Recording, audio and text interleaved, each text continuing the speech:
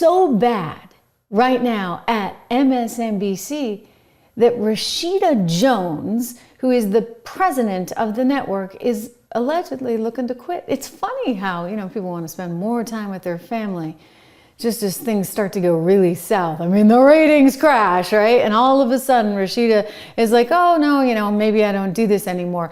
They're talking about her possibly leaving ahead of the inauguration. So here's another article. Well, I guess it actually originated from this little guy who's got some newsletter and has deep ties over at MSNBC and, presents it like Rashida leans forward. In other words, we need to be part of the protest movement. We can't be one with Mika and Joe if they dare to even have a conversation with Trump. Because we want to live in this land and this world where we just close our ears to everything. Well, I'm sorry, Rashida. I'm sorry, Rachel, if that's how you feel. I'm sorry, Joy Reid, who clearly feels that way. She was telling everybody not to go visit their family at Thanksgiving, probably saying the same thing about Christmas, for goodness sakes. I'm sorry, but you know what? Everybody else wants to move on with their lives. They don't appreciate your cancel culture on steroids. Everyone wants to move on. Heck, you know what? Even Jeff Bezos from the Washington Post, also Amazon, he wants to move on. He wants to move on. He's getting kind of optimistic, although I'll tell you, he's drinking a little too much Kool-Aid for my taste. Yeah, a little too much Kool-Aid. Listen to him here. I don't think the press is the enemy. And I don't think, he's also, you've probably grown in the last 8 years. He has too. This is not the case. The press is not the enemy. I hope you're right. I hope I'm right too. What do you guys think?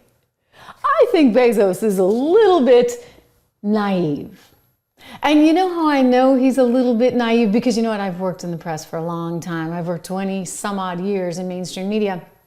And I was naive back in the day too. I actually thought everybody was trying to do the right thing. And then I realized increasingly that wasn't in fact the case at all, that everybody had their own biases, and those biases were constantly at work. And those biases were affected by very much the left. And I used to say, why is this? Why is this? Why is this? Maybe it goes back to Watergate and Nixon. Maybe it goes back to the Vietnam era. I don't know.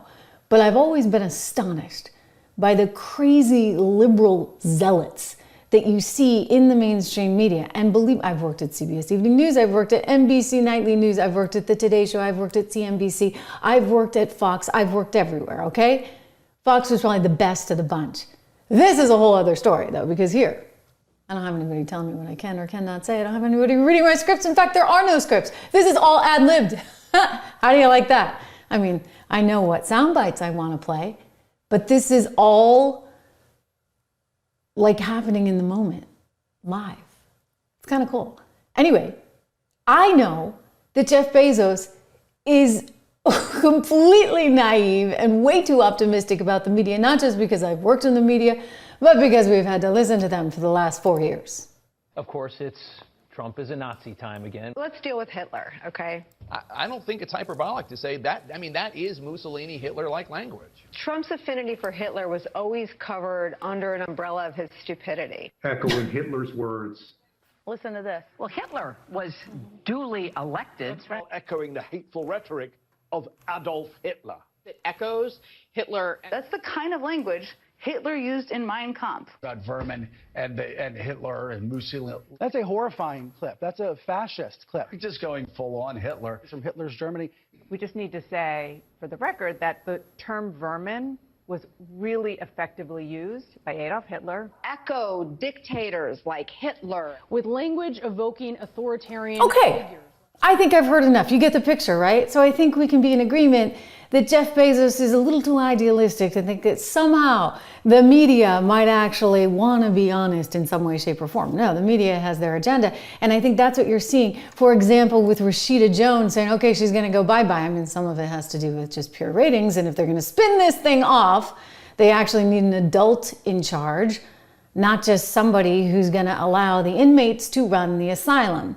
So yeah, they want to spin it off. Remember Spinco? And if you want any chance, any sliver of a chance of that thing trading anywhere in any kind of zone that is good for investors, then you're going to need to get rid of Rashida Jones. And you are probably going to need to get rid of Joy Reid.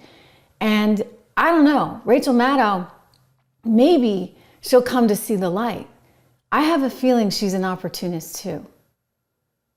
I have a feeling that while she may be, quote unquote, a believer, she actually is a little bit about the paycheck, right? Don't take my word for it. You know what? Her mentor, Keith Olbermann, I played you this on the other day. He was like, oh, don't think that she's not going to do anything, right? For anyone.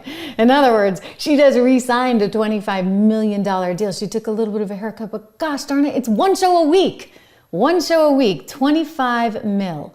So yeah, Rashida Jones is probably going to have to quit. And that's a good thing. That's a good thing because we're over the Hitler stuff. We're over all of that.